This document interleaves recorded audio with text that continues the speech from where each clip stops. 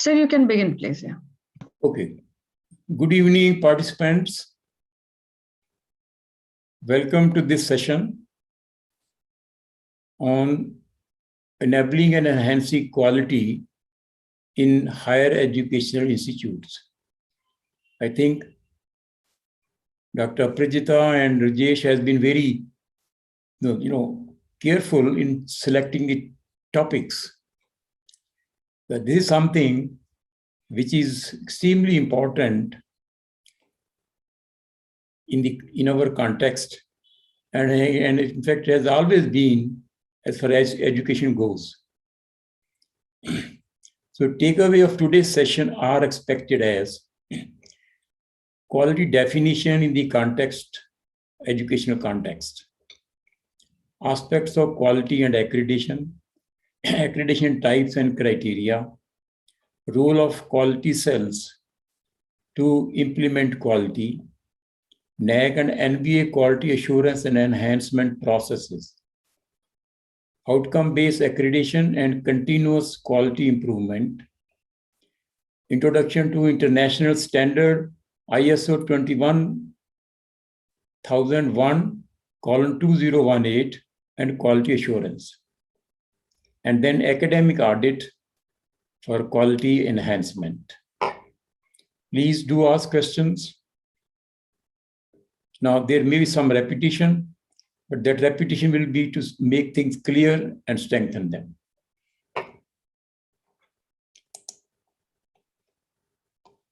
What is quality education? What do you mean by? Now, there is not one definition. There are umpteen definitions depending upon the context, but still we love it. For example, kind of education provided by an education system that emphasizes the importance of focusing on 5 important elements, including quality learners, quality learning environment, quality content, quality processes, and quality outcomes. Another way is one that empowers students to think critically about their reality by being creative and developing ownership of their learning experience. They learn through creativity and problem solving, which helps them to develop critical consciousness about current realities they live in. And quality education, an education that is well designed to provide the recipient with an all-round development of skills and potential to achieve success in their future endeavors in a society. Or the type of educational output that meets the demands of the customers, the learners, teachers, parents, community, and the industrial sector. Now see, quality education is the one which builds knowledge, life skills, perspectives, attitudes, value, provides skill for. Now see here. Now that means there is a lot of empiricity and judgment involved when I say quality of education. Now, UNESCO has also defined quality education specifically entails issues such as appropriate skill development, gender parity, provision of relevant school infrastructure, equipment, educational materials and resources, scholarship, and teaching force. This is the way UNESCO defines it. Quality education is one that focuses on the social, emotional, mental, physical, and cognitive development of each student, regardless of gender, race, ethnicity, socioeconomic status, or geographic locations. Now, it's up to us what we choose as the quality of education, quality education. I would say, I would focus on quality, which is, in our context, helps the student to become a successful, capable individual. Now, if you look at these definitions, they're easy. They're only in the context. I will say we can have a usable definition in our context. Main function of higher education institute are, now let us see our imparting education and training, generating knowledge and technology. Knowledge creation is a very important responsibility of higher education institutes. See, young people come to us from the schools when they are around 18, 19. They are very learnable stage. And after having been to the college or university, they will enter their real life. So generating knowledge and technology, contributing toward development of the society and country. Higher education institutions contribute toward the development of society, advancement of society, country,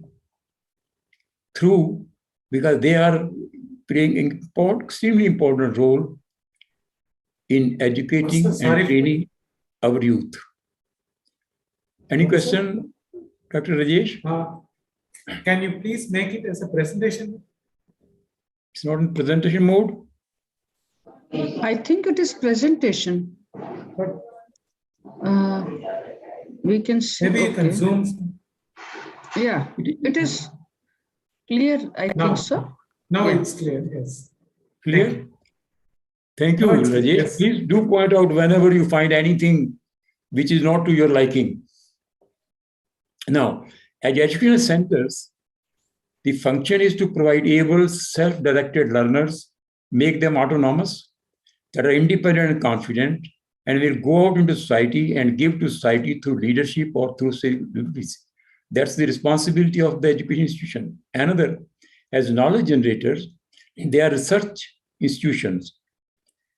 They are to provide new knowledge to change paradigms, to aid society in its development and in meeting new challenges as they come along. As contributors to development, dissemination, and spread of technology for the welfare of society and country. Obviously, education institutions play an extremely important role. They are the basis of the progress, development of the society and of the country. I need to elaborate that because it is well known then. See, when I say quality in higher education, I would take the following I will sum up like this. Good quality education is that which contributes betterment of quality of life. I have given you a couple of descriptions. Now, this is what I am going to take, which in fact it sums up those, and how we can enhance this, how we can improve this, how we can assess this. Good quality education should produce individuals, students with high caliber and skills. That means we develop their mental abilities, we develop their skills. Ability to generate knowledge, we enable them, students, to be innovative, to become successful in life by creating different kind of knowledge, enhance social and cultural values, and aptitude to contribute to welfare of humanity.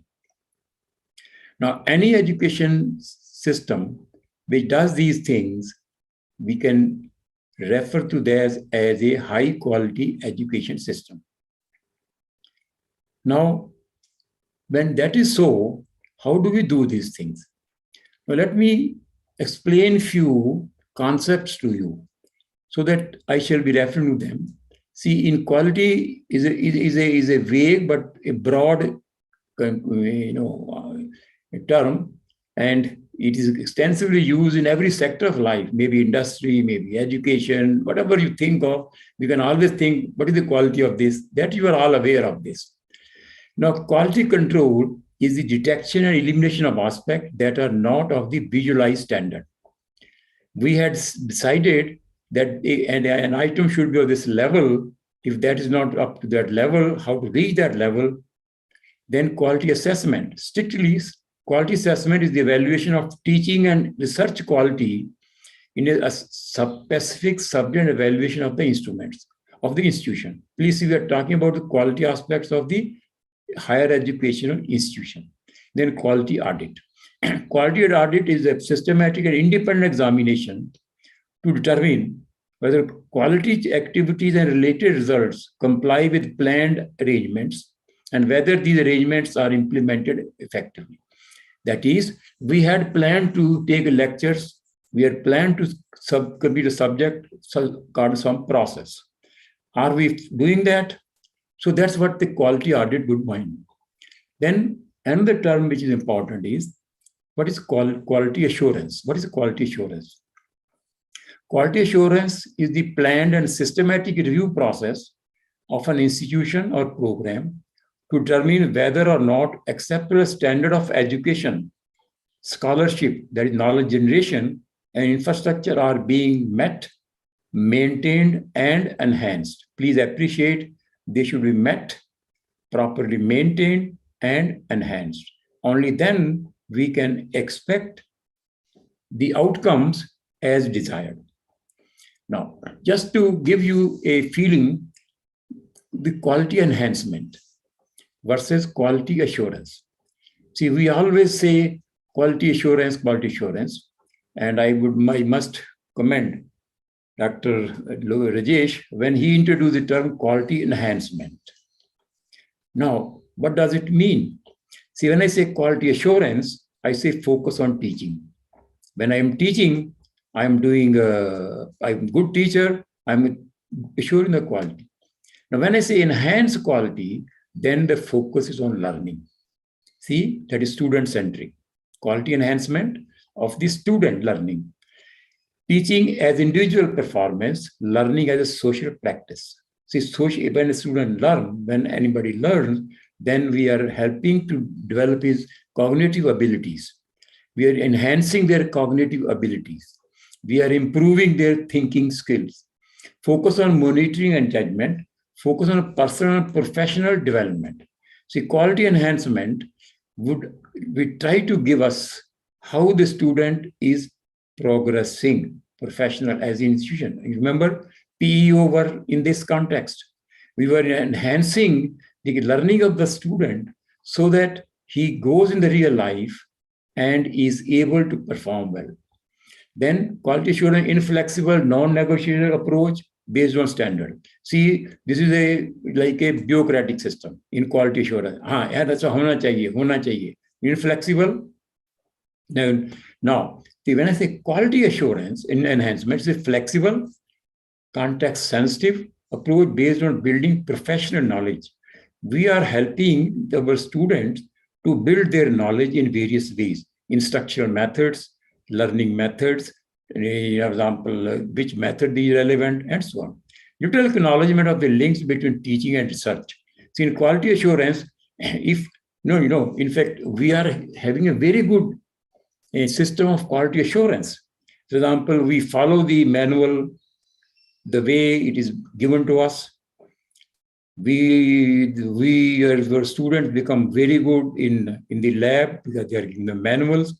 They do things as it's written there. That is, and they are doing we say the quality of doing the experiment is good because they are following that. Now, when I say quality enhancement, then we want to prompt the student that he find the links between teaching and research through reflection and practice.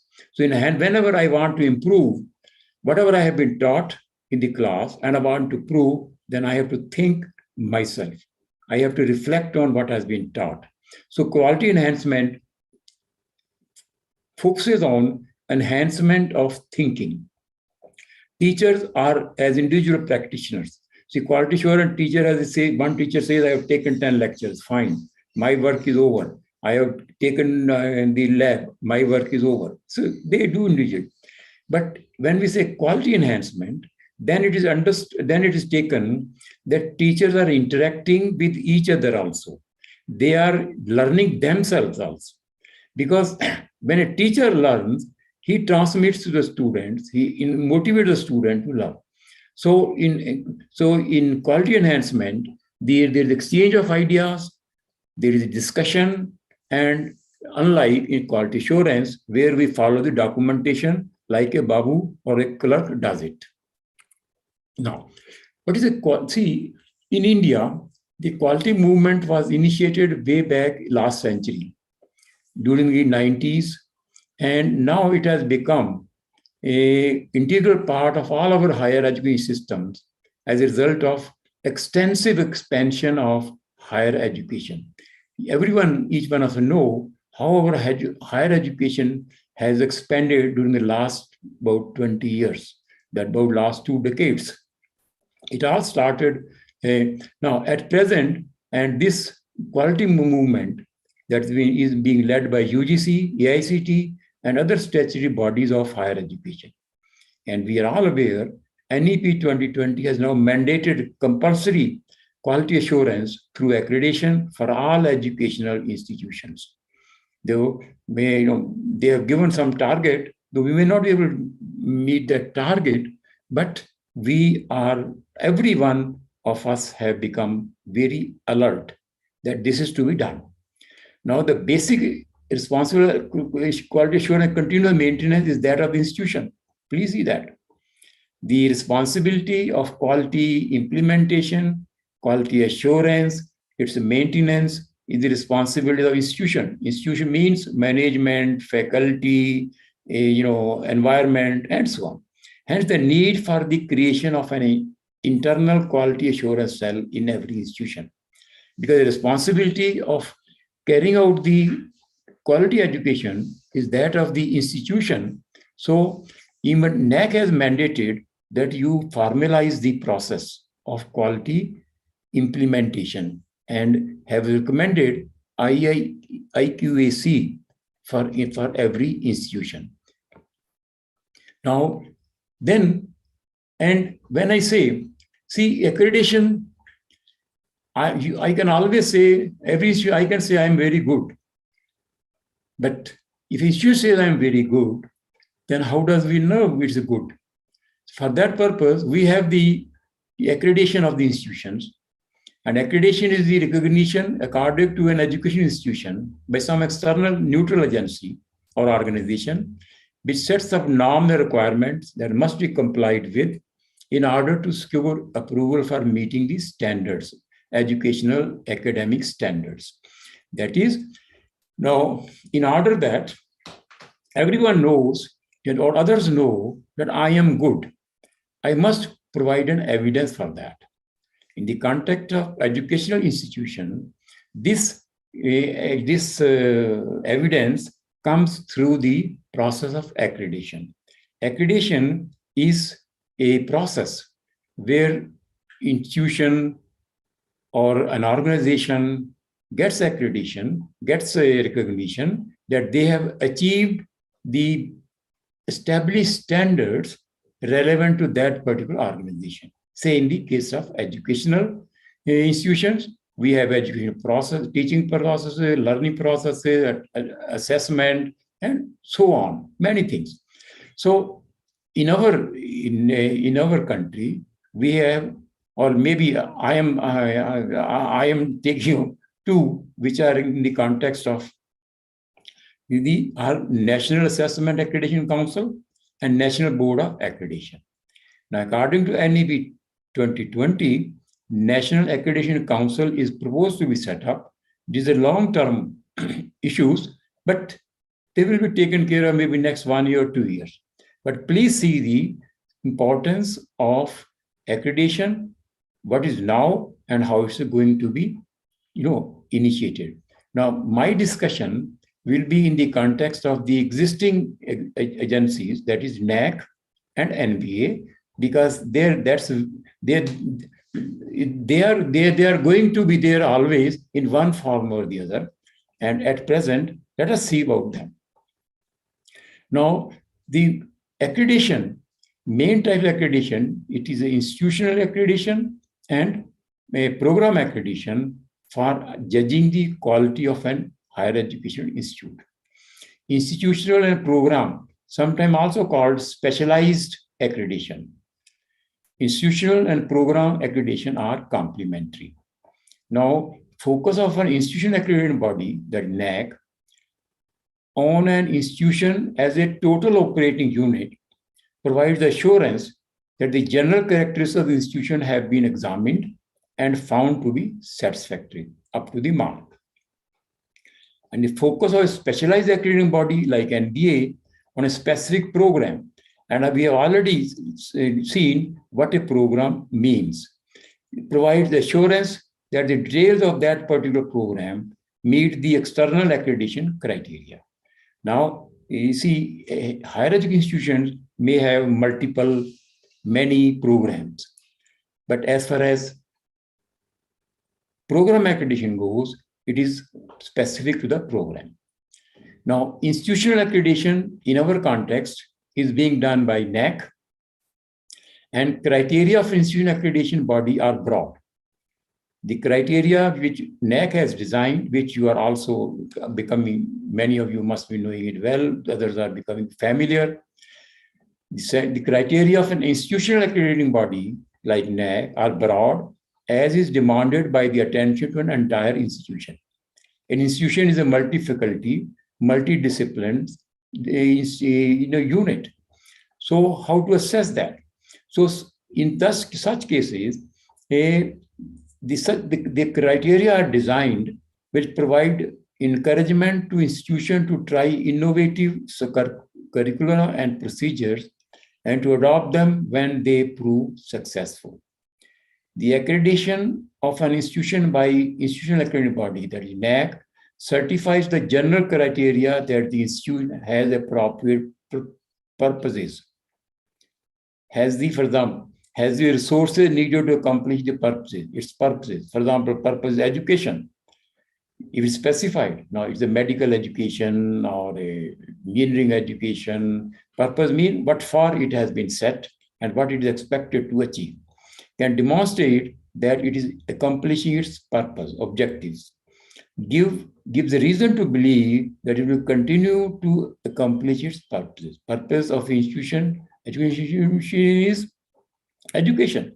So it gives the understanding that it will continue undertaking sort of thing, that it will continue to remain as an institute which it has been approved for. Now, scope of accreditation, see, in the case of when the whole institution is considered, an institutional accreditation body considers the characteristics of whole institutions. Due to this, an institutional accrediting body gives attention not only to the education offering of the institution, teaching, learning of the institution, it accredited it, but also to other institutional characteristics as the student personal services, financial conditions, and administrative strength. That is, see, that means, see, if I say X institution is good, and X institution is completely in engineering, Y institution is good, completely in history. Now, when I design the criteria, it has to design something like common factor. It cannot design specific. So the scope of accreditation for institutional accrediting bodies is holistic, whole as a whole. It considers various aspects, which I will again share it with you, because we are going to, when I take an audit of them, they become very important. Now, then the program accreditation. In our context, program accreditation, especially for technical institutions, technical programs like engineering, pharmacy, architecture, this is being done by National Board of Accreditation. And program is as I mentioned, as you are familiar with this, now a specialized accrediting body such as NBA focuses attention on a particular program within an HEI, higher education institution. So imagine an institute has 10 programs, then NBA or program accreditation will be only for each of the 10 separate. That means the focus of program accreditation is looking at those aspects which will help to strengthen that particular program. In a specializing body, however, there is a close relationship between the specialized accrediting body, NBA, with the professional societies, associations such as IETE, IEEE, Pharmacy Council of India, ACM, etc. What it means is when a specialized accreditation body carry out this function, then it takes a lot of inputs from the professional societies. Like say in our context, ACM is in the case of computer, ACM is one professional society, IEEE is another society, IET is another society, CSI is another professional body. So the specialized accrediting body, it takes inputs from the professional societies, as this helps to ensure that the standards and norms set for the accreditation are related to the current and evolving requirements of professional industry practices and needs. Please appreciate this. The reason being, here, for example, let us take the case of computer science and engineering. NBA takes its inputs from ACM. It takes its inputs from CSI. It takes its input from IEEE. Now, this is not done in the case of the whole institution, because, as I mentioned earlier, that is like an umbrella assessment. This is a focus assessment, as this helps to ensure that the standard and norms set for accreditation are related to the current and evolving requirements of professional industry practices and needs. That is why you will notice that they always emphasize when we go for NBA accreditation about the way the curriculum, engineering curriculum is designed or professional curriculum is designed. It is inputs taken from the industry and so on and so on.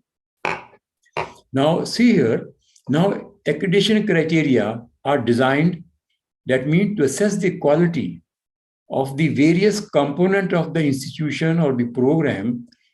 The quality, from the quality perspective, criteria has to be decided. Obviously, we want to see whether teaching learning is good or not. We want to see whether infrastructure is up to the mark or not. We want to see whether students have got the necessary, necessary facilities from the management and so on. So there is a criteria is decided to find out, to establish the quality level of the institutions. Now, accreditation criteria, both NAC and NBA accreditations are based on criteria. In fact, I would say not only this, later on I will also share it with you that all the accreditations are based on criteria. Take any accrediting body, take a BET, take even IET from UK, you will find all the accrediting bodies base their accreditation on the basis of criteria. In fact, the criteria articulate dimensions of institutional quality. In this context, quality does not depend on one parameter.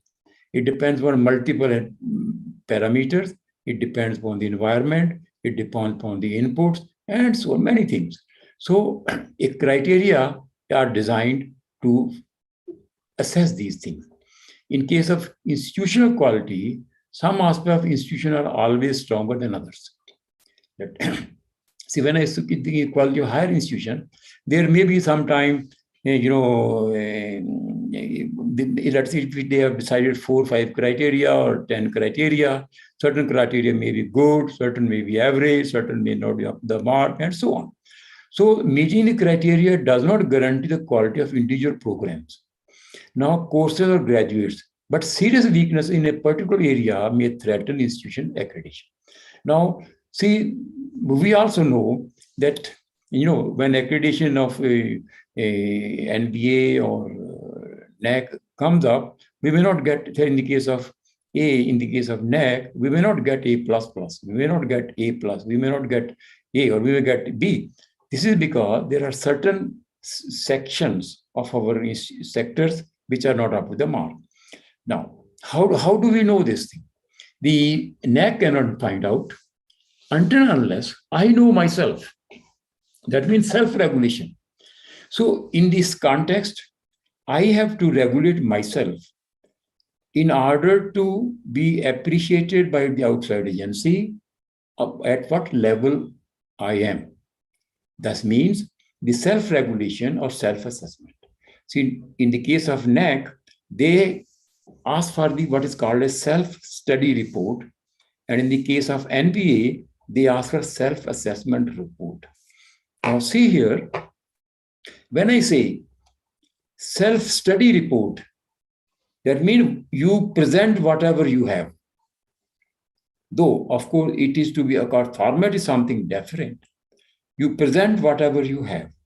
You are not assessing it. That's why it's called self-study report. Now, in the case of NBA, this is a self-assessment report. That means the institution assesses itself as regards the quality of the program, and that quality is determined by some parameters, which we will see shortly. So please appreciate SSR and SAR. So NBA says for ensure quality assurance, for quality, you first assess yourself according to these norms, and then come to me, and then I will assess it. So our experience has been that in the case of NBA's program assessment becomes sometimes very challenging compared to self-study report. Self-study report, lot of documentation and data for all the units that are there in an institution. In the case of NBA, there is a the data collection is quite big, but not as big as in the context of NAC. This is because there is one. Now, as we know that the NAC has come up with a quality framework. Now, how it is? Now, the communication becomes easy. Why should I have it? Now, NAC has come with the quality framework. NB has come with the quality framework. And but you will see every organization, every accreditation agency all over the world, each one has designed its own network as in a framework. I will share it with you, and you will be able to see it yourself that it is something which is now common across all the accrediting agencies. This will help you to appreciate that this is getting accreditation is simple, provided I am able to implement, I understand first, I am able to understand and implement all the requirements as regard the various criteria. Now, the NAC quality indicator, in fact, they revised it in 2017, though I have been associated with this very long time. They have revised it in 2017, and now it's being followed. Now it has 7 criteria which represent the core functions and activities of higher education institution. In the revised framework, not only the academic and administrative aspect of institutional functioning, but also the emerging issues have been included. Now, please appreciate these things.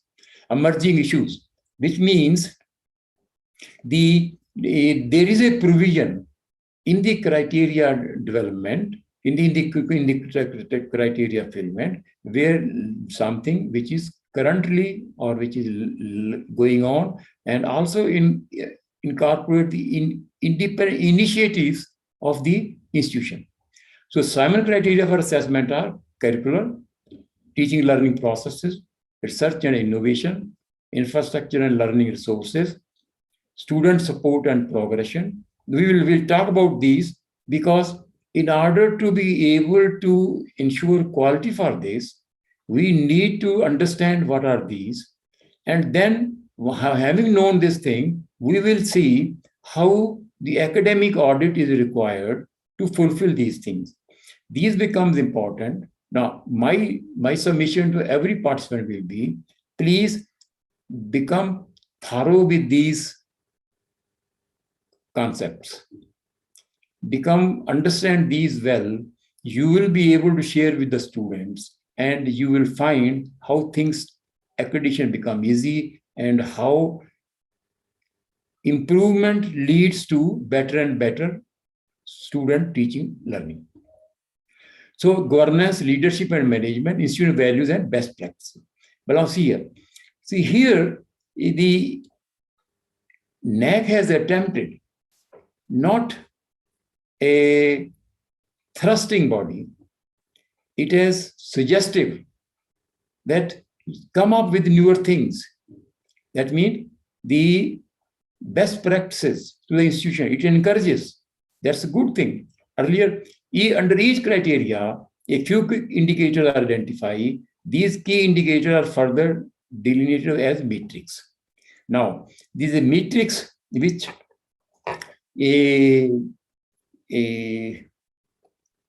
and NAC provides are of two types. One are qualitative metrics and some are quantitative metrics. See, wherever things can be measured, there the quantitative metrics are defined. And which is very beautiful because you remember in outcome-based education, we were discussing improvement. Now, if I want to enhance and improve my quality, I must be able to measure it. How can I measure it? By defining the parameters or indicators in the context of what I am trying to find out. So in the revised curriculum, in the revised NAC framework, measurements through quantitative metrics has been given a lot of importance. In fact, the number of measurable metrics is much more than the qualitative metrics. Qualitative metrics are only description-wise, but quantitative metrics are numerical numbers. Now, just to focus on these things, in the curricular aspects we wrote, what do they cover here? They cover here curriculum, they cover academic flexibility.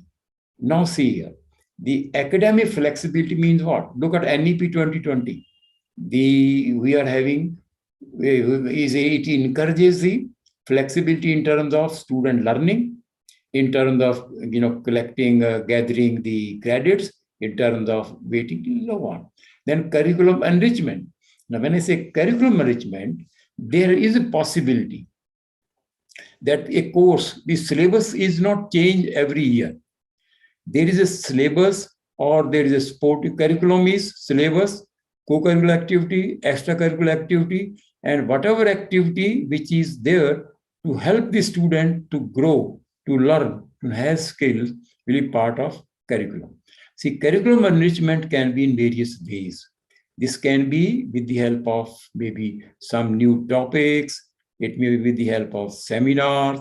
It may be with the help of inputs from experts and so on. That means the NAC is encouraging the institution that is up to you how much improve, how many gaps you can fill yourself in as regard the curriculum is concerned.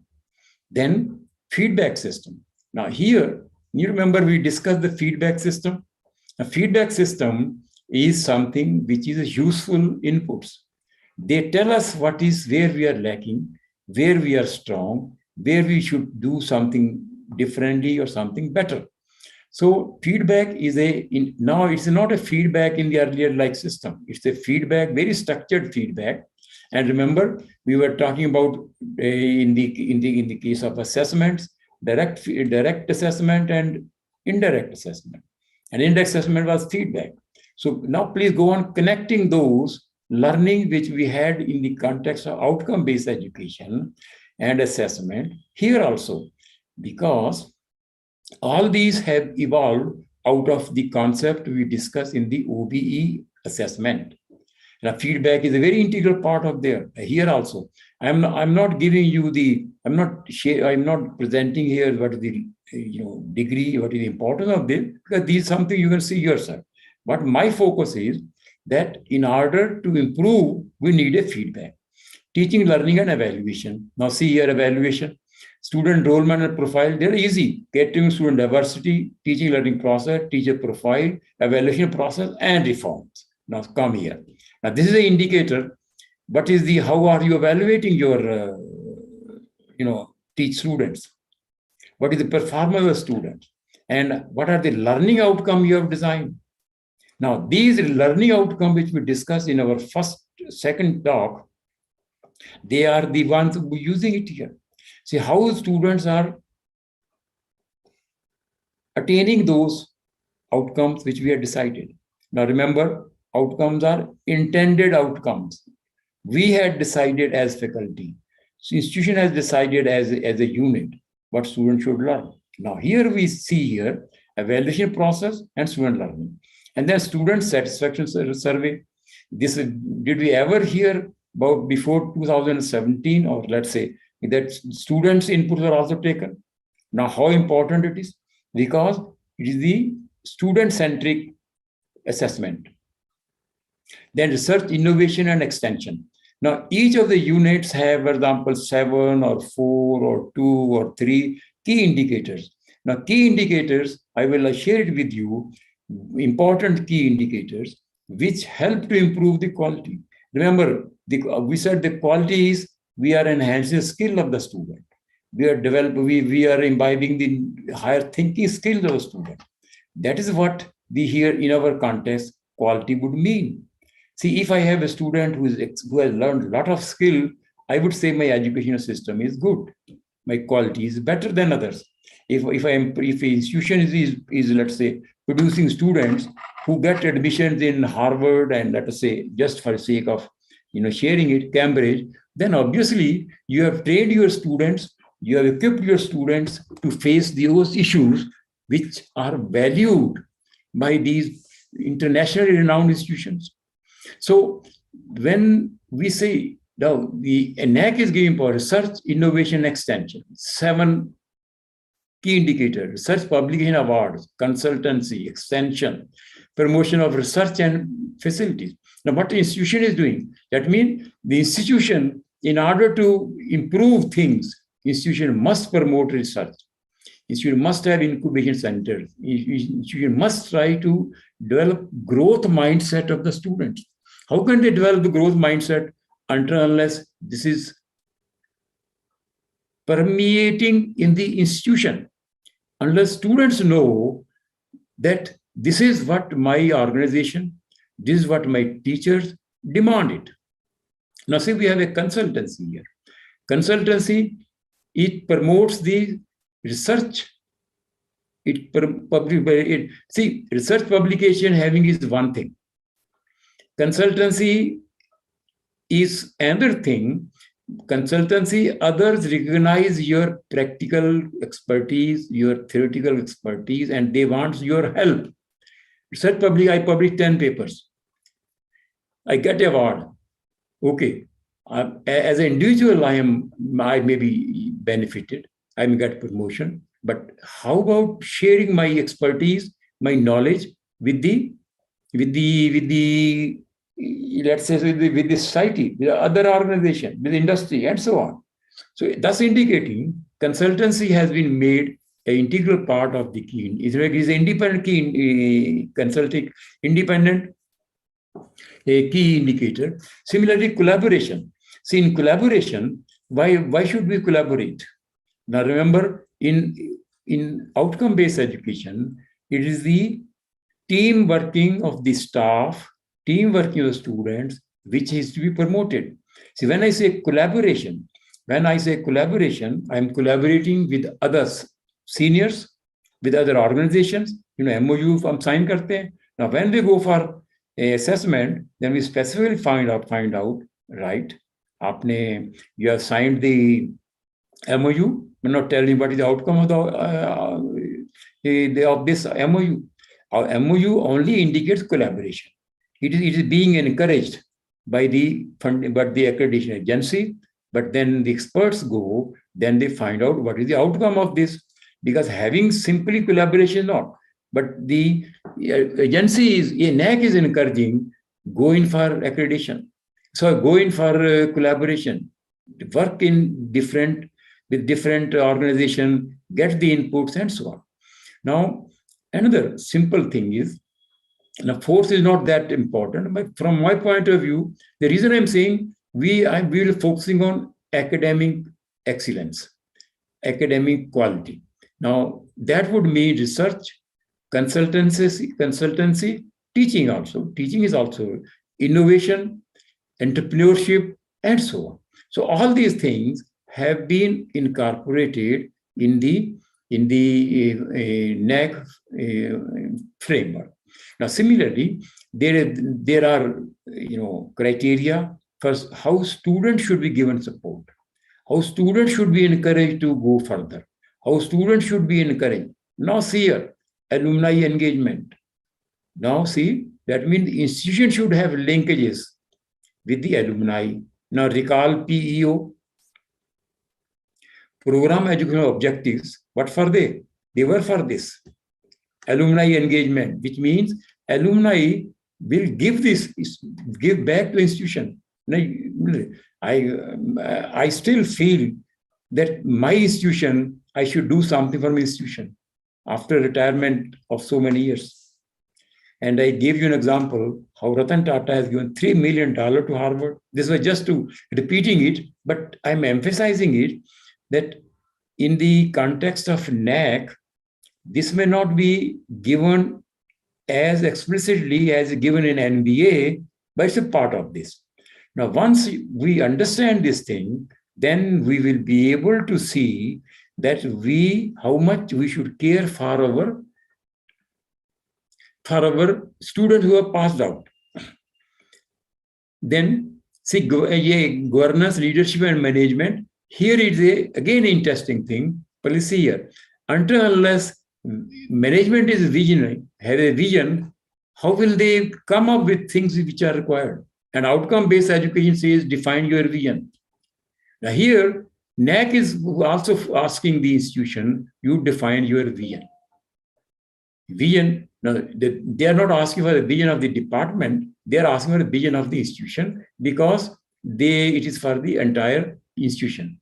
And for a department, they have some special for a department also, but please, the point to be appreciated is that in order that quality of the institution comes up, every stakeholder should be contributing it. And the maximum contribution should come from the management, from the faculty, and the environment.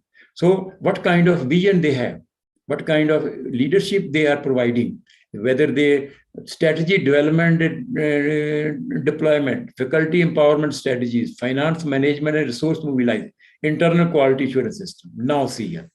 So that means it is a part of your SSR. You cannot do without this. So the NAC is asking that in order to ensure quality, overall quality of the institution, and in a continuing basis, you must have your own internal quality assurance cell. Now, I shall just talk about to you how quality assurance such cells help in promoting quality, how they help in advancing quality or enhancing quality in various aspects, mainly in academic, maybe teaching, it may be with examination, it may be with curriculum, and so on. So academic audit, which IAQ and NAC wants it, is a part of this. Then institutional values and best practices. Now, please here again, see institutional values. Institutional values like say caring for the environment, like contribute to the society, and so on. These are institutional responsibilities, how they are fulfilling it. Now, see here. Now, remember, I will also again, I will come to this thing. See, when we were designing the graduate attributes, when we were designing the program outcomes, there were outcomes which were specifically concerned with the social responsibilities, like environment. There were ethics, and so on. Now, in this case, we are having for the institution as well as society. Now, a university or higher education responsibilities to contribute to the development of the region where they are. Its responsibility is to help the society to come up And it is through training human resources. Now, the teachers who are experienced, talented, and can do a lot, they can give back to the society. Now, please remember, it is not like old days. Old time we used to say, publish or perish. Publication करो, उसके बाद कुछ नहीं करना है. अब ये है, publish, disseminate, publish and disseminate and use it so that people know what you have done. So this is what the social responsibility is, a part of the institution where everyone is contributing. Best practice. The environment is changing so fast. Technology is changing so fast. Neither any university can keep up pace with this. No one can keep with this. But we can keep pace with this, provided one is always learning. Lifelong learning. Now, institution has a lifelong learning also. We had one of the outcomes as program outcomes as lifelong learning. Lifelong learning is an integral part of every institution, of every individual. So, NAC encourages, in order to improve things, you think of the best thing that you can think of yourself. The teachers themselves are talented, accomplished people. Then institutional distinctiveness. That means institutions specialize in certain things. Maybe let us say your institution specializes in, especially AI for social good. This is a distinctive, very application specialist social good, which is a very important upcoming field. So NAC gives the flexibility to the institution to come up with newer things.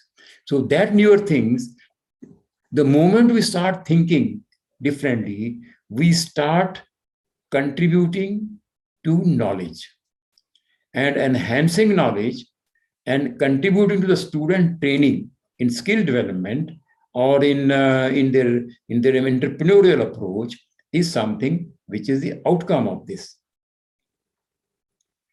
Now the quality, these are just out of the input-based metric, process metrics. These I am just saying to you that input, how it's being done, and what we are getting outcome. This is important. This can change. In fact, the other day, when expert from the NAC has come, they say the NAC system is also dynamic. It is always being checked that something can be included or not. So this is good. So they have said to ensure quality, to improve quality, to enhance quality, there should be internal quality assurance cell in every institution. Now, what for? So that we keep a constant watch. We keep a constant, let's say, we continue constant watching whether all the promised activities, infrastructure, or other academic, whatever activities are being implemented, are being taken care of continuously or not. Remember, quality is not a one-time aspect. Quality is something about which everyone should be familiar with. You will be surprised to see in Infosys, even the gardener is aware of what is quality.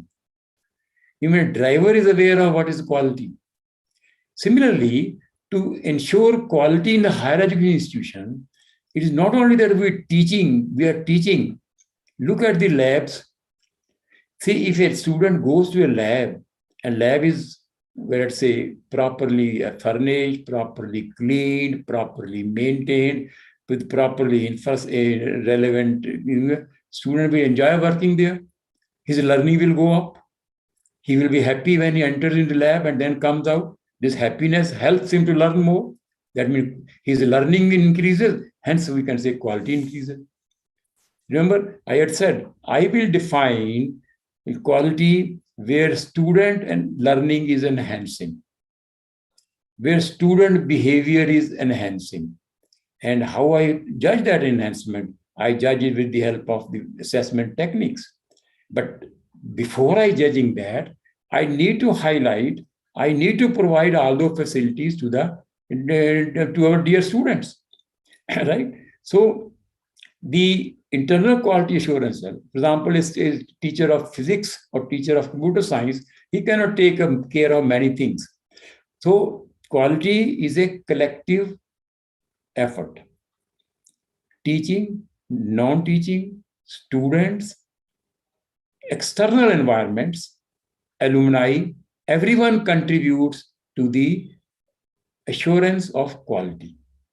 Now, when everyone contributes, who will take care of this? Who will keep a record of this?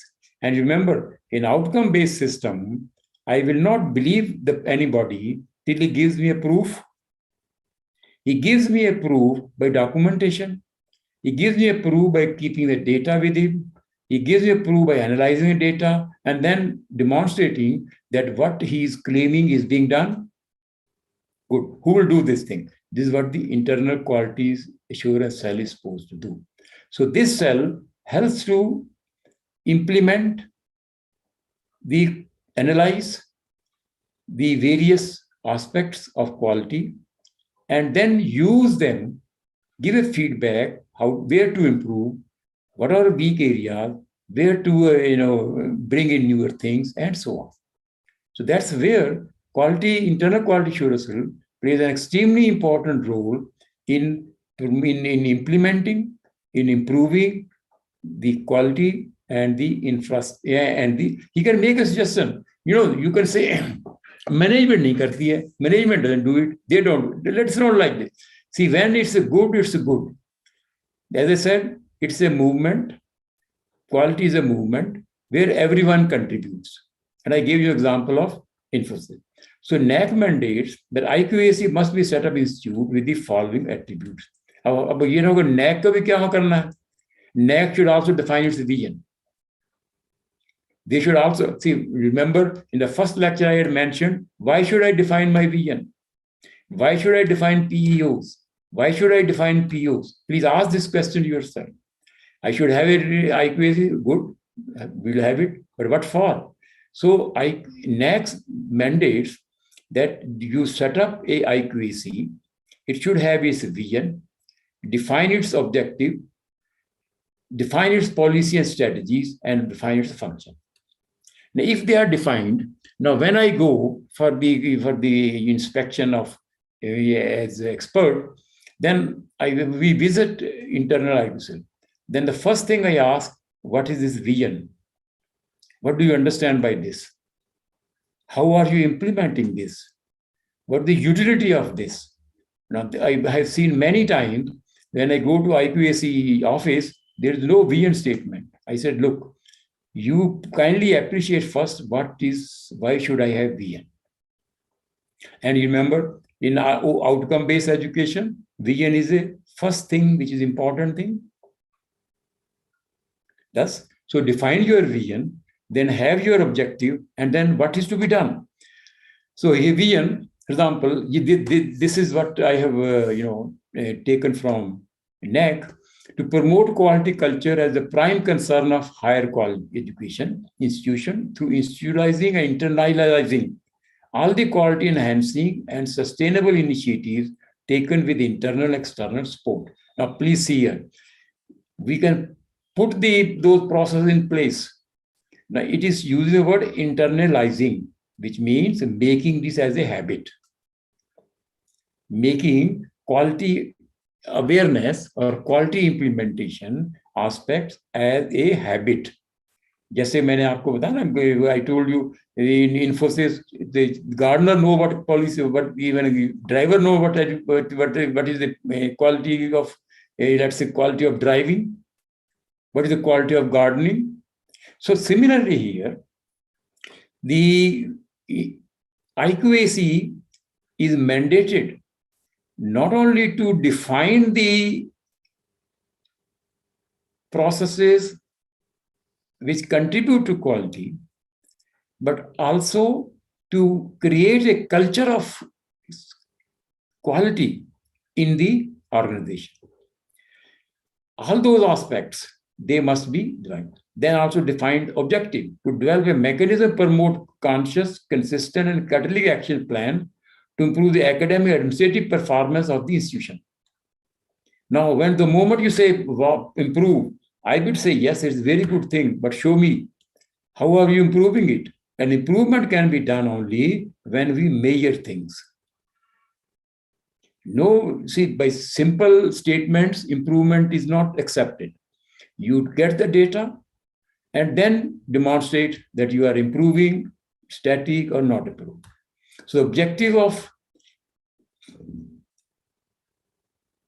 Iqrbc cell is to demonstrate, to put in efforts to improve the various activities. Now, how can they do it? They will define it, keeping in view the parameters, and then involve people who can support this thing. Now, to promote institutional quality enhancement and sustain us through the internalization of quality culture and institutionalization of best practices. See, when I say institutionalization, I mean put in place across the institution. And internalization means put it in the mind. Internalize, that means it becomes a part of this. Whenever I talk quality.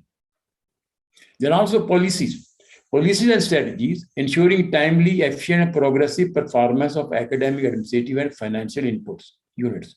Adoption of relevant and quality academic research programs. Now, please here, when we go there, we normally find the Iqrbc don't have adequate data. Various department teachers don't give data. That is a different aspect. They don't give data. Now, how to do that? Which means Iqrbc has to evolve in such a way so that those roadblocks which are there, they are taken care of. Now, nowadays, we are having, software packages, as we call them, enterprise software. They are helping in this, but still keeping it going on is a requirement on the part of the cell. The adoption of relevant and quality academic research programs, ensuring equitable access to and affordability of academic programs for various sections of society. Now, the Iqrbc makes a cell in consultation with the management, all right, but it should be available with the Iqrbc at one place, not in the office, because office is for different purposes. Ensuring equitable access, optimization and integration of modern methods of teaching and learning, ensuring creative assessment and evaluation process, assessment and evaluation, ensuring the proper allocation, adequacy and maintenance support structure and services, sharing of research findings and networking with other institutions in India and abroad. This is what NAAC says the responsibility for this. The functions of Iqrbc are development and application of quality benchmark, define the benchmarks. What we were talking about the other day, example, we are talking about the attainments of POs, or we want to analyze the gaps. Now, please, individuals who are in the Iqrbc, they may not do it, but they will formulate teams. They will know how to do it. They will get those persons, become a part of the team, and then do it. Please see here. So it is a function of the personnel of Iqrbc to interface with those experts, with those departmental, let's say, faculty members who contribute to this. Setting parameters of various academic and administrative activities of the institution, facilitating the creation of learner-centric environment, conducive to the education quality and faculty development, to adopt the acquired knowledge technology for participatory teaching and learning process. Collection and analysis of feedback from all stakeholders on quality-related institutional processes. Dissemination of information on various quality parameters to all the stakeholders. Organization of infra and intra workshop and seminar on quality-related. Now, see, these are things sometimes we can say department does it, so we can say institution does it, but these, whatever is done should be in the records of Iqrbc. I give you an example. In one of the mock assessment, I saw they were saying we have done so many workshops, we have done so many seminars, I said, show me the proof. That was not available. Or they were available, उसी department office में होंगे, main office में होंगे. No. IQVC says, the ANAC says they should be available in the IQVC. Don't depend on the office. Don't depend on the department. The department may have it, but it should be available in the IQVC, because IQVC will take when the academic audit is to be conducted, then the external experts interface with the IQVC members. It's not possible to interface with everyone. So IQVC has a record and they will have it. So collection and analysis of feedback from all stakeholders on coordinated institution processes, dissemination of information of various quality parameters to all the stakeholders. Now, this dissemination is very important. Example, if we don't disseminate, how will we get the feedback? How will I know that I'm very good?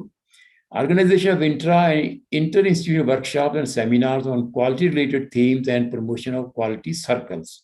Now see here again, I'm repeating, they will take the assistant of the respective departments, respective experts, but it is part that they contribute to this as a record keeper or as like this.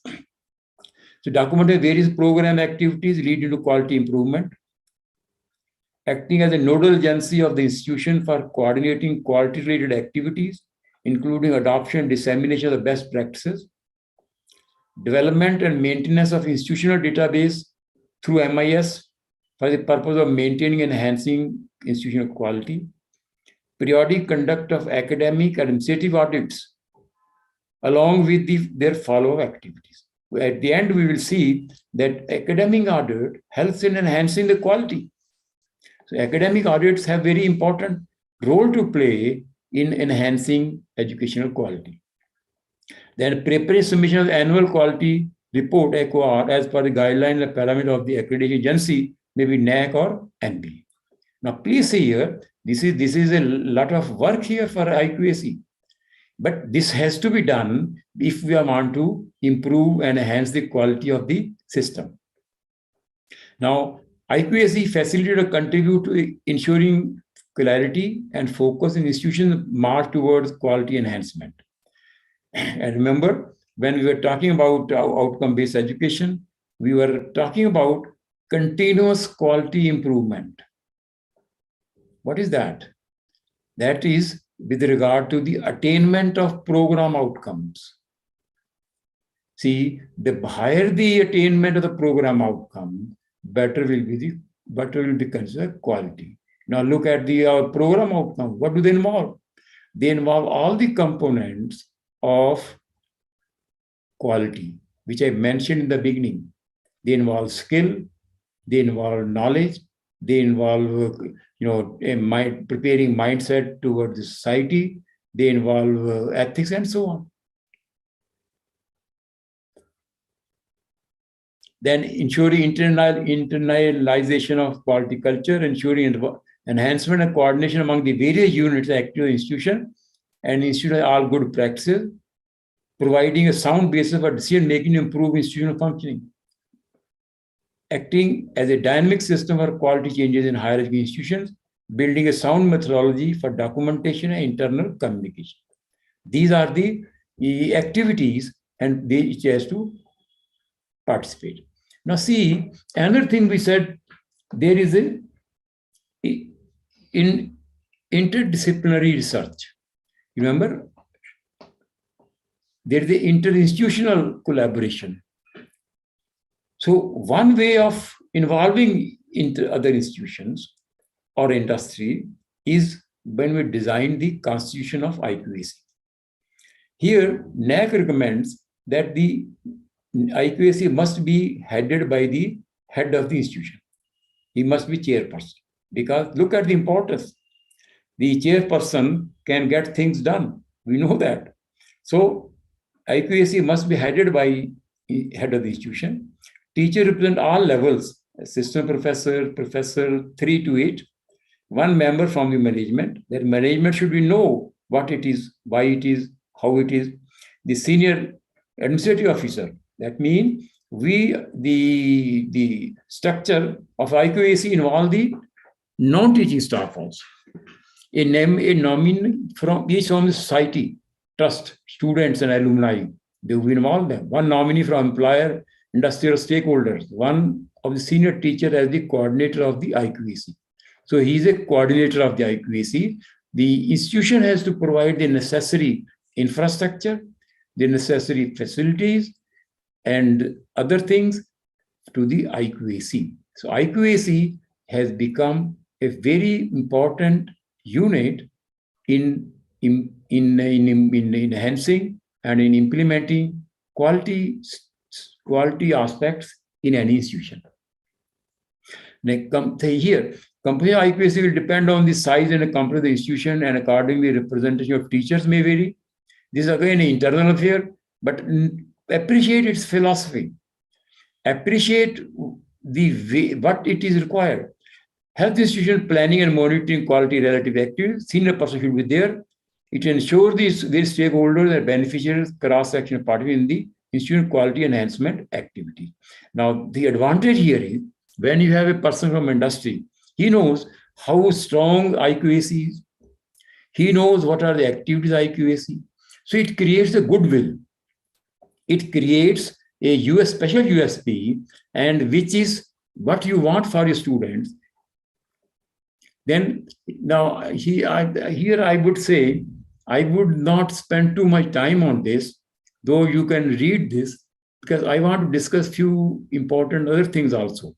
But I will go through it quickly, right? Now, for example, when I say it says qualitative and quantitative. Now, look here, number of programs where syllabus revision was carried out during the year. Look here. That means the institution is being forced to revise the syllabus. Then the total number of courses focus on employability and skill. That means it is being forced on this. And this is what the outcome-based education says, development of skills and so on, employability, entrepreneurship. Now, the moment I bring in these things, then it is immediately known that the teachers, students, and these industry stakeholder will become familiar with this. Then the academic flexibility. Now we are already introducing choice-based credit system. Now in choice-based credit system, now here again it's a quantitative.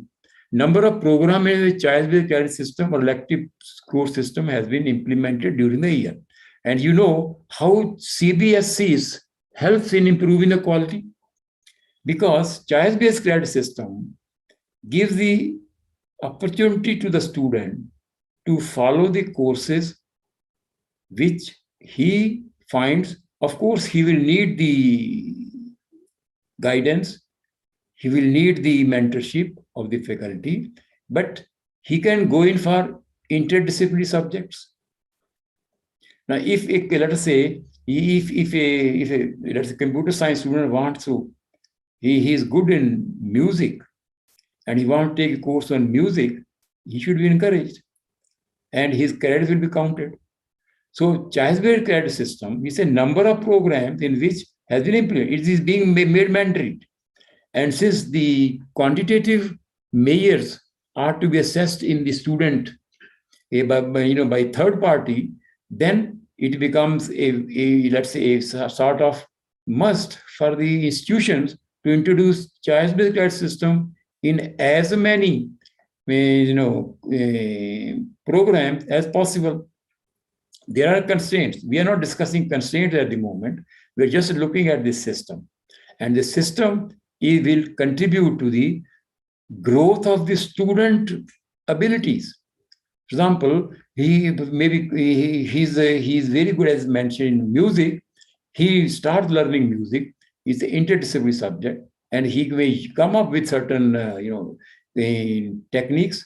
And probably it will be interesting for you to know Jagdish Singh was the first musician to start using electronic devices in his composition of music.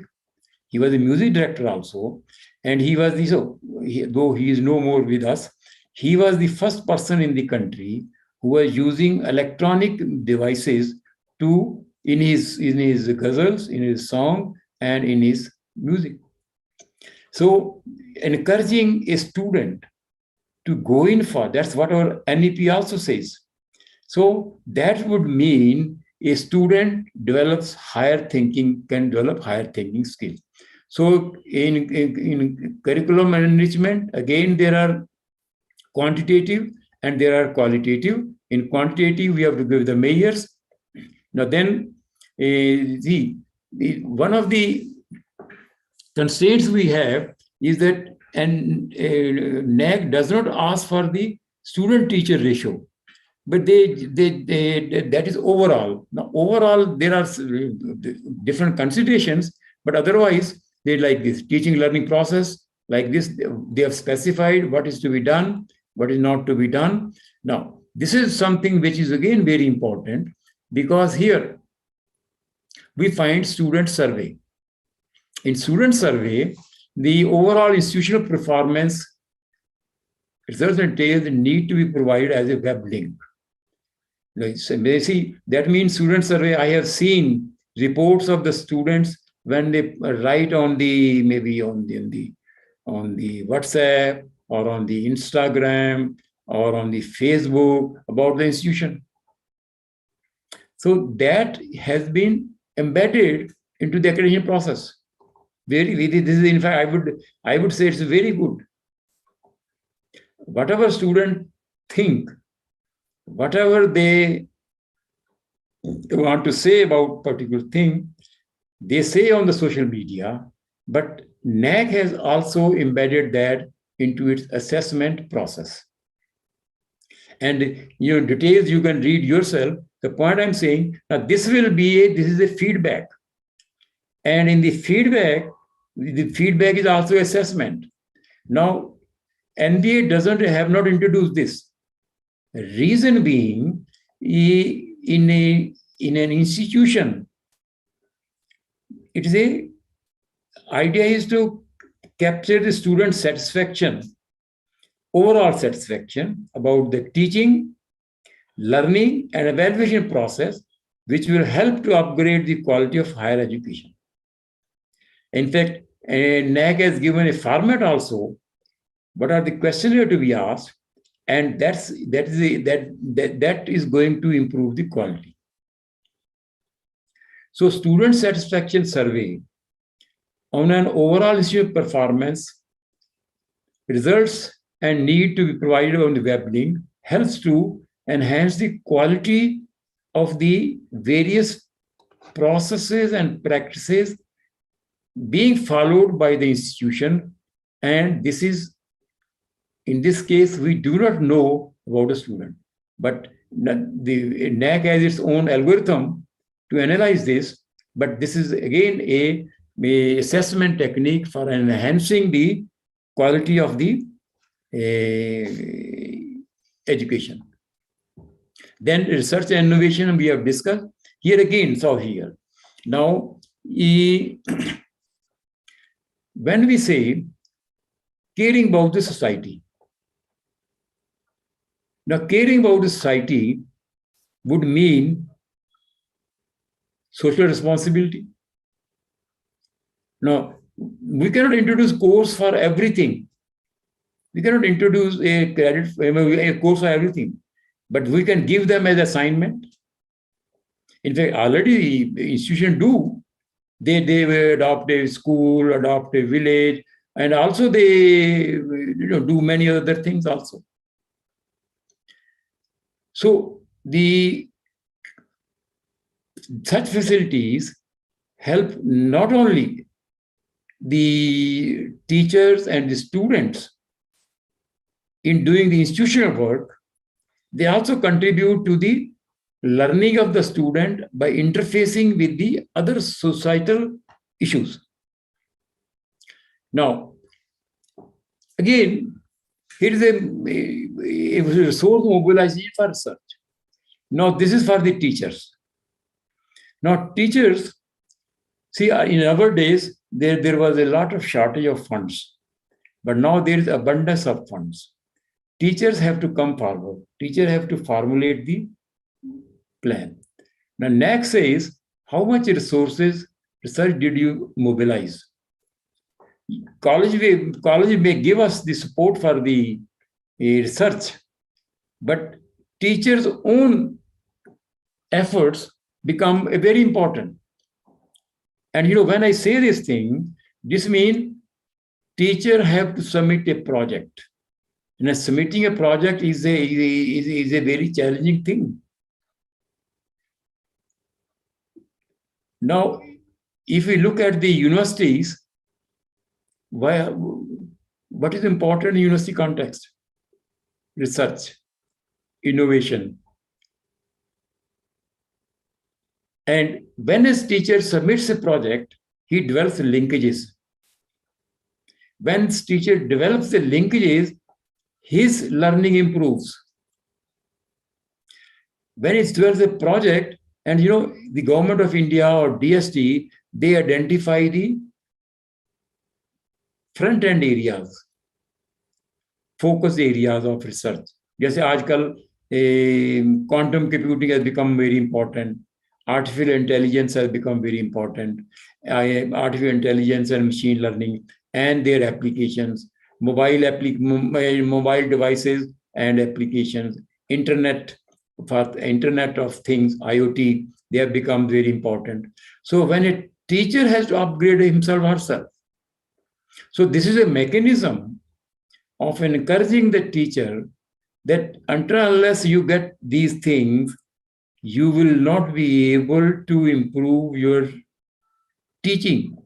Because research helps to improve teaching, difficult concept. So teaching automata theory it needs a lot of experience, a lot of understanding. So resource mobilization, it has to be done, and it's like this. This we have discussed already, and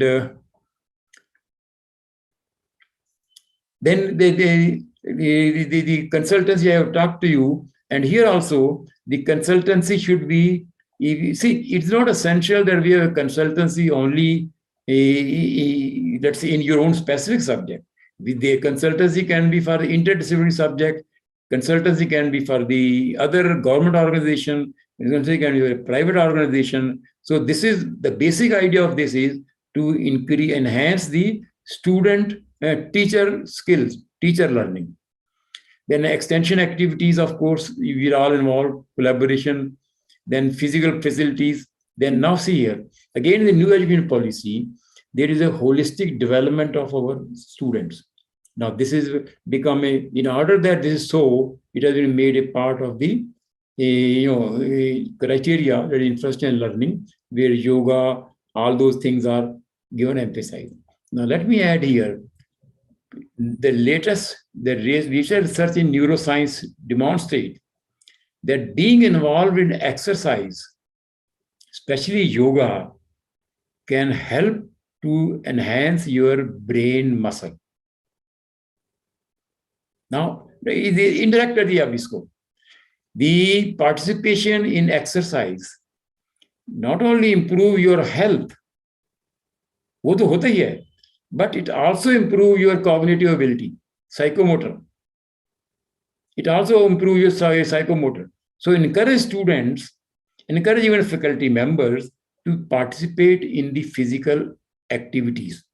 And for this, facilities are required. Now, though there mostly are the qualitative meetings, but it creates awareness. When the expert team visits, they can find out. And the reason I'm saying this is, please appreciate that these help to enhance the psychomotor and cognitive skills of the students. And that's the improvement in the quality. That's what I had said in the beginning. Then library, etc. Of course, you are all, there is nothing big about it. Now, student support, student progression. Then alumni engagement. Now, alumni engagement is again important, about which I talked to you, and it is specifically mentioned here whether alumni, whether the institution is attracting any grants, any donations or contribution from the alumni. This is again, I have already talked to you as the integral part of this. Then governance, etc. The institutions need to have a strategic plan. The moment they have vision or mission, of course, it is there. They need to have a strategic plan also, strategic development. Why is it needed? This is required to find out what do the management thinks about the institution, about the education, about the improvement of education, about the welfare of the students, or the welfare of the faculty, and so on. How will the institution develop during the next 5 years or 10 years? Strategic plan. Jab strategic plan, it is not simple thing. They publish it. We say, please show us your strategic plan. Now, when they show us, then we ask them, ye hua hai ki nahi hua hai? Have you done this? Have you done this or not? Why not? So we find out those things. So that way, we know the mind of the management. ये सिर्फ कहने के लिए नहीं है. It's not only just to say these things, but they are doing it also. And this is again a part of the important part of the then faculty empowerment strategies. Now, empowerment implies, supposing I am head of department and I cannot buy even a pen, one thing. And let's say I want to attend a conference, I cannot do that. I want to improve things, I cannot do that. So when I say empowerment strategies, this means the institution tells they tell the faculty for their welfare, for their development, what are the promotional venues. The moment you say like this, teachers get very much, encouraged. They do better. And especially, let us say in the case of ladies teacher, if they are given the facilities which help them to share the double responsibilities, I would say sometimes triple responsibility, teaching, caring, taking care of a child, then looking after the house. So if the institution provides them the facilities that is given, that is for the welfare of the teacher. So the accreditation agency also wants to know how you are taking care about the welfare of the staff, teaching, non-teaching, and student. Student ko karenge because student pay the fees. So this is what is required in order to create a culture. See, this is a culture of harmony, culture of happiness, culture of better performance. Now, the moment we introduce this, it contributes toward the delivery of the educational processes, taking care of the educational processes, and hence it leads to the better environment. Then, similarly, total number of teachers undergoing these are enhancement for their development of the staff, and so on. So this is the internal quality social cell, institutional values, and social responsibility. This is what is being taken care of by the environment and sustainability graduate attribute. So graduate attributes is also built up here.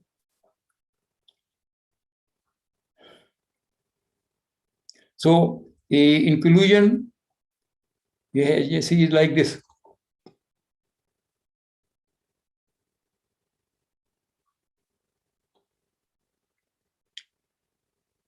So we have value and cultural diversity. Now see, again, I quote outcome-based education, affective domain. In affective domain, we have the issues of caring, we have the issues of team working, we have issues of learning, and so on. So promoting and valuing cultural diversity is also given as 7.1.8, an integral component of this. So this would imply that when I am implementing outcome-based education, I would be able to meet many of these criteria. So similarly, human values and professional ethics. Human values and professional ethics can be fostered and imbibed in students via outcome-based education framework in the class itself. We don't have to do anywhere. Now, just to give an example, we should teach our students about our country, about our heritage, make them aware of what the Constitution of India is. This I am just saying, what are the relevant things which become part of this? And the moment student becomes aware of this, he starts knowing this is to be what it all involves. So then the best practices, describe the best practices successfully. I have talked earlier. Then since this is being evaluated, so NAC has given a format also. Now, another thing which I want to share with you is enhancing quality via OBE processes and practices. See, in the case of a NAC, they talk about POs and COs. Good. And it is not possible to take care of all of them. But when it comes to outcome-based education process and practices, they have to be in place. Now, this enhances quality, and you know that we have discussed it, that this is an outcome-based means the student-centric. And the accreditation which NBA does is also called outcome-based education accreditation. So what the student need to learn, we have talked about this thing, what a student would demonstrate to the professional world. Accordingly, we design curriculum, delivery mechanisms to build the required skills, competency assessment, and continuous improvement. So implementation of outcome-based education system helps us to implement those strategies, those constructs, and get outcomes and outputs which are valued to enhance the knowledge, learning of the student. So OBE accreditation, recognition of implement OBE principles, processes, and practices as assessed and evaluated by NBA according to the graduate attributes specified. You remember, we have talked about it. Now, when we go and meet the staff, I'm a little sorry to say that most of the staff members, they lack the understanding and appreciation of the concepts of outcome-based education. Now, implementing outcome-based education effectively will help us to do everything which NAC system asks, which outcome-based education, which NBA accreditation asks, thus helping us to ensure quality across these things. Just this is a repetition. This figure I shared it with you. Now, in this case, the design of program outcomes, which is intended, course outcomes, which is again how to achieve that, is top down. We start with the vision, mission, then we have program objectives, and then how to achieve these, we take the help of the graduate attributes, then become program outcomes, and so on. Whereas the assessment, as I discussed with you the other day, is bottom up. We start assessing the course outcomes. From there, we try to estimate the program outcomes, then and so on. Now, here, program outcomes are intended. We decided that. We decided the curriculum. We decided everything we decided. And a quality education implies that students should develop his caliber, should develop his or her caliber and skills. They should become good human beings. They should contribute to society. Their education that they get, it should enable them to contribute to society, should be global, caring kind of person. This is what the goal of the quality of education means. Now, these parameters are in my hands. I define them. I assess them. Now, if that is so, then bringing in the improvement and enhancement of the student learning is decided by the institute. So we say that quality enhancement and implementation strategies is possible to implement via outcome-based education framework. Now, you know that when there is student learning, there are student learning, individual and society, his own learning and everything. So in the learning outcomes, whatever we want him to learn is already expressed. The more we implement, the better we implement, the more we acquire, we say better the qualities. So the quality of the educational processes improves, is enhanced when our product, that is student, perform better and better in terms of skill, in terms of knowledge, in terms of attitude, etc. That's where I say the enhancement of quality through OBE process practices is something which is right. Now, this I am giving you just for the reference that in order to do this thing, we define what we want our student, graduate attributes, and then in graduate attributes, now see here, there are graduate attributes which are technical, which are non-technical, which are concerning the discipline, which are concerning society and environment, and so on. So when I have defined these things, then I can find out the various mechanisms, various strategies, various assessment tools to measure them. Once I can measure them, then I can say how much I have improved. Now, in the case of general NBA policy on accreditation is the guiding principle of accreditation program and not education institutions are considered for accreditation. Program from which at least 2 batches of students have graduated are considered for accreditation. Now, the NBA is also differentiates for between 2 accreditation systems. One is for tier 1, which are autonomous colleges like universities, or then the second is affiliated colleges. So based on types of institutions, the tier 1 documents applicable to engineering technology program offered by the academic autonomous institutions or universities, and tier 2 are for non-academic, for non-autonomous institutions, that is those colleges. But criteria remain the same. That means only the emphasis gets little, diluted, but otherwise parameters remain the same.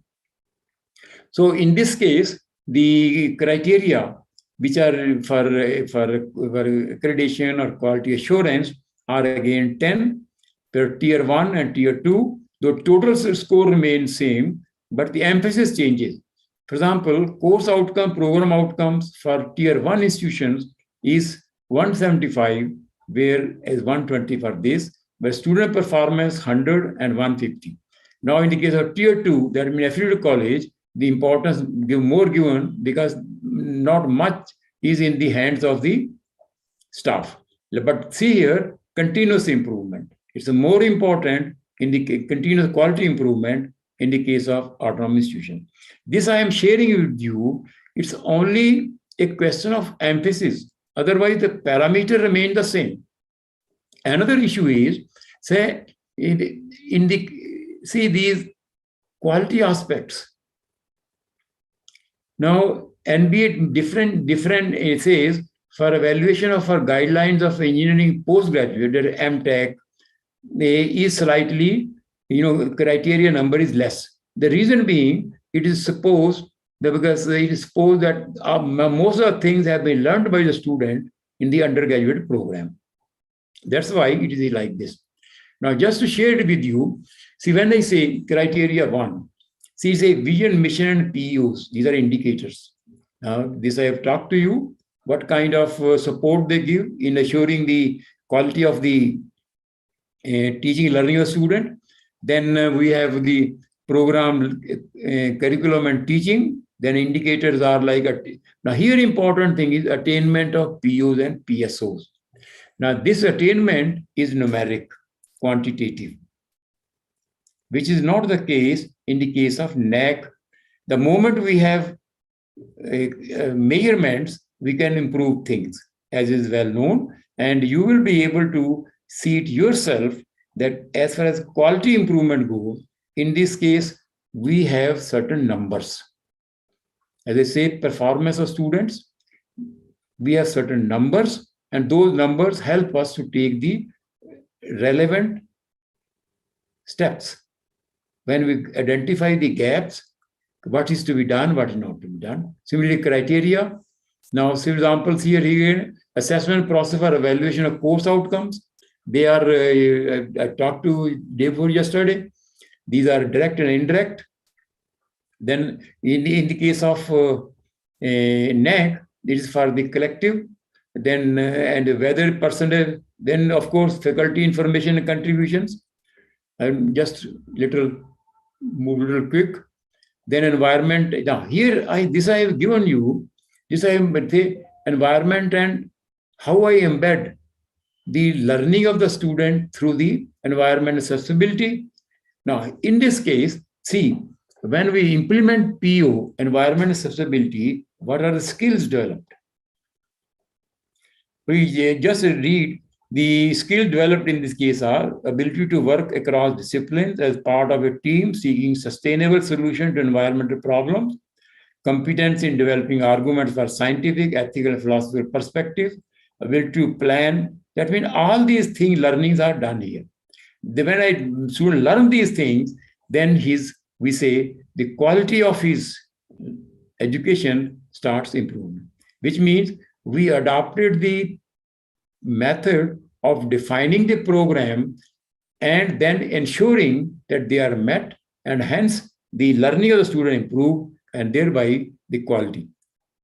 Similarly, ethic, individual and team working. Here again, here I emphasize what is the learning from these outcomes. Now, if I want my student to develop a high caliber, that means high knowledge skills, then I must focus more on that. So these program outcomes help us to focus on what skills students need to be developed, and hence his learning ability increases, and we say the education system has a better quality, has a better mechanism of training all this. Similarly, communication. So this is again, I have given you already. Now here, look at this. How OBE framework contributes to continuous quality improvement. Now see, they spend only 2-3 minutes on this. You will be able to see what are involved in this. There is a effort to improve program education objectives, effort to improve programming outcomes, effort to improve learning outcomes. 3 things: assess qualitative assessment, then obtain data, carry out data analysis. We have data for POs, we have data for COs, we have data for PEOs. We have data for 3 elements, and each time we carry out data analysis. And there are quantitative and qualitative assessments. There are program, upon the program loop on graduation, and so on. Kindly see here how the improvement analysis and improvement of POCOs lead to the enhancement of overall quality of the student. Now, this gives you an idea. No, quality in fact is like a spiral. What we are trying to do, we have to decide first. That means leadership strategies, policies that direct the university. then how are we trying to achieve this? Then what resources? Resources, operation that turns intentions into actions. Then how are we assessing our sources? Indicators and measures that signal and quantify success, performance, and then feedback and learning of the students. So we say quality is something which is like a spiral, where everyone is involved and it improves. Now, this is just a comparison of, I think I'll skip this. And internet. Then I want to share with, recently you might have, many of you might have known, only 2-3 years back, you were all familiar with ISO 9000. Yes, Bharti, good. Please do ask. Dr. Bharti? Sir, good evening, sir. Good evening. Please do ask. Actually, you are telling about IQAC and its effectiveness in all the aspects in the institution. Is it mandatory that the institution, that is in addition to IQAC, they must have that ISO certification also? Is it mandatory? No, or in what way it helps? No. It only gives you, see, remember, accreditation has perception, 50% perception and 50% documentation.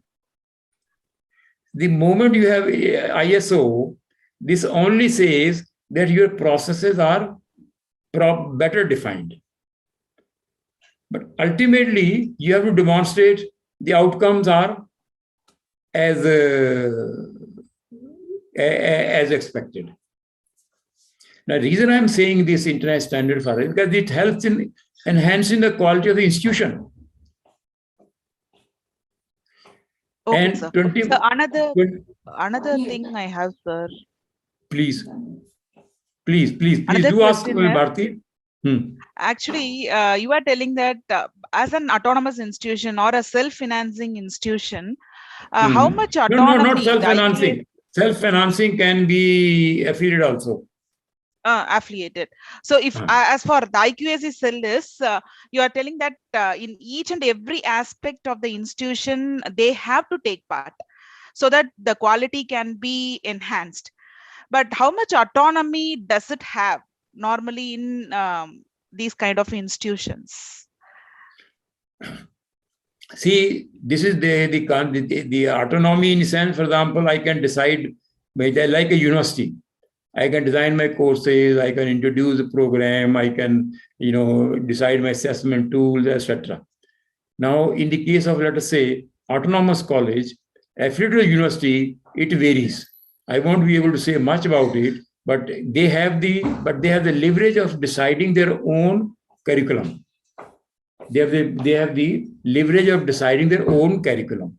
See, curriculum plays, like I would say, quite important role in assuring quality, because the other process like teaching, learning, assessment, they are connected with this. Actually, why I'm asking this question is ours is autonomous institutions, sir. Actually, we have COE, that is Controller of Examination Office, and they conduct during the revision of syllabus. They conduct the BOS, so Board of Study Members meeting, and they decide whether the syllabus has to be revised or new curriculum can be, that is new syllabus can be implemented, all those things. But we do in IQAC cell as a department coordinator, we go for auditing, internal auditing regarding this. But as of now, as I know, we are not a part of curriculum development. So how to make, that is how to be a part of the curriculum developing or the syllabus framing? Now see, all those what is a curriculum? Curriculum consists of syllabus, curriculum consists of co-curricular activities, curriculum consists of extracurricular activities and other relevant activities which help to enhance the student learning. Yes, sir. Right?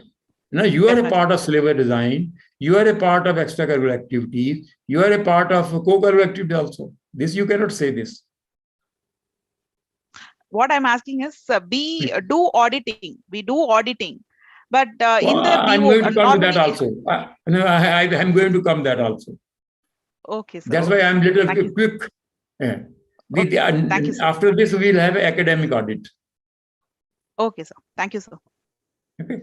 Now, the reason I'm saying international standard organization, see, this is not an like accreditation. This is again a self-decided mechanism of implementing, defining, and implementing and assessing the relevant processes and practices.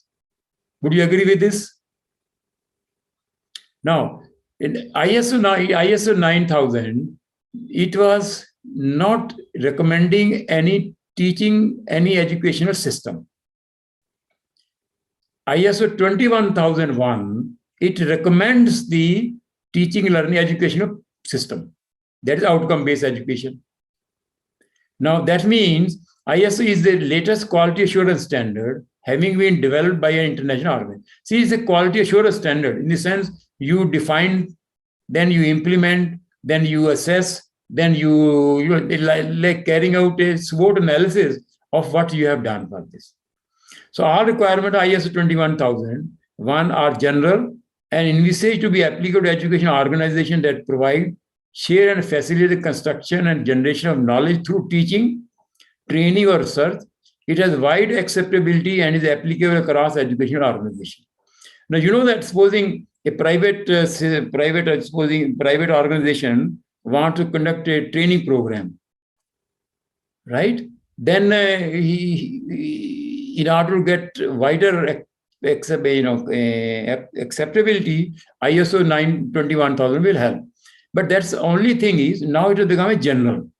Wherever education is being carried out, this is applicable. See, I will show you. The standard has to prepare a management system for the education organization for various activities, practices during the education process. Now, its basic principles are on which it is based. Please see here, they are similar to what we have in outcome-based education or NBA accreditation. They are 11, but one additional is data security and protection. Others are all common. Now, when I say evidence-based decisions, this indicates documentation. So, see, many schools, in fact, have it, and colleges also can have it, because having this would give you international visibility.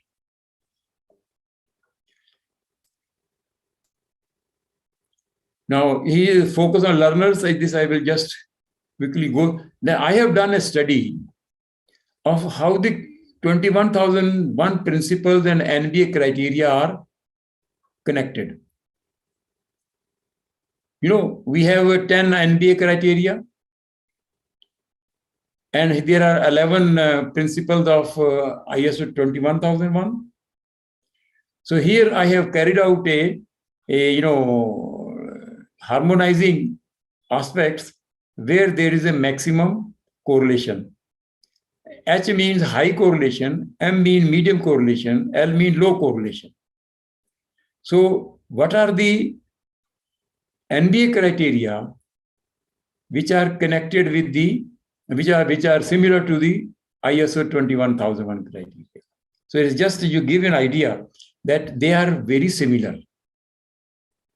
If you have taken NBA, then getting ISO 21001 will be easy thing, because it also implements the same rules. Then the next thing I wish to discuss is academic audit for quality enhancement. This is, you all must be doing it. It is a system where a check is run through the entire system to ascertain the quality, validity, and authenticity of norms of the institution, philosophy of the institution, and the input given to the stakeholders of the institute. That means whatever institute has processes, practices, checks and balances, outcomes have decided and documented, then academic audit for that would mean verifying whether that has been done or not. Every institution does it, but if it is done effectively, it contributes to the enhancement of quality. So we here again, we had one need not go to, before going to NAC or NBA, one can do this audit check oneself, keeping in view after understanding well the criteria and how it is implemented and so on. Now one can design a framework also, either regular or annual or periodic, and then by external bodies, and then go for the NAC or NBA. So this is I have talked only very briefly. Most of this maybe you are familiar with also, but academic audit also helps in ensuring enhancing the quality. Thank you very much. I think I should stop it here. I'm sorry I had to go a little fast at some stages, but I think you would appreciate the time constraints. Thank you.